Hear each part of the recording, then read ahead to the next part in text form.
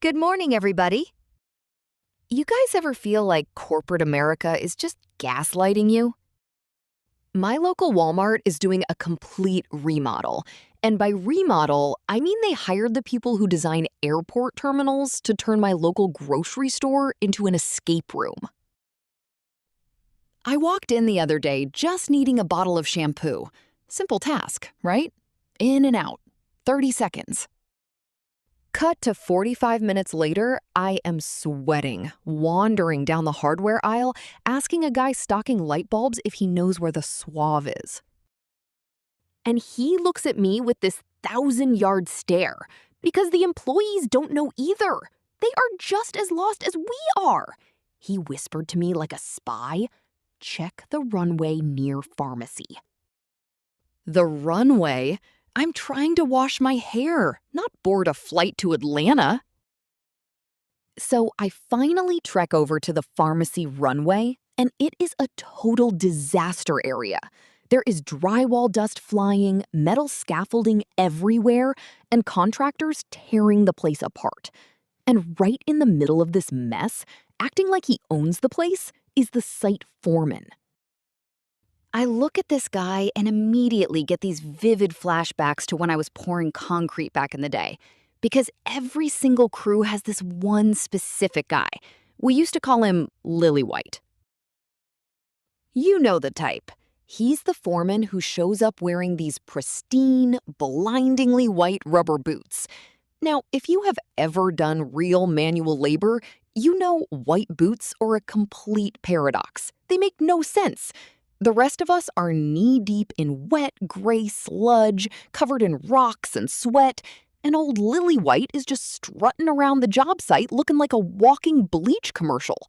Not a single smudge on him. He looks like a high-fashion astronaut who took a wrong turn into a hardware store. I navigate past his spotless boots, dodge the guys with clipboards, and finally track down the personal care section, only to find out that my scent, Suave Everlasting Sunshine, has been axed. Gone forever. It hurts, right? When a brand cancels your scent, it feels personal. It's like they looked at the sales data and said, "You know who we need to alienate today? That guy." So I start looking for a replacement, but the entire aisle smells like a tiki bar. Everything is coconut. Coconut vanilla, coconut lime, coconut. I hate coconut. If I want to smell like summer, I don't want a tropical cocktail. I am Gen X. When I want to smell like summer, I want to smell like Coppertone. Remember the 80s? We didn't have options. You had two choices. SPF 2 if you wanted to actively bake your organs, or SPF 4 if you were doing something extreme, like sitting on a boat in the blazing sun for 12 hours. My dad used SPF 4 for fishing. That was the heavy-duty, maximum security protection of 1984. We were feral kids. We rode bikes with no helmets, drank out of garden hoses, and wore sunscreen that smelled like jasmine, grass, and pure nostalgia. No coconut in sight. So I boycotted the store. I stood right there in the middle of the new Walmart runway, pulled out my phone, bypassed the corporate overlords, and ordered a bottle of vanilla and cactus flower shampoo on Amazon. It's a volumizing shampoo. I don't even know if I need volume, but it doesn't have coconut, and it arrives on Thursday.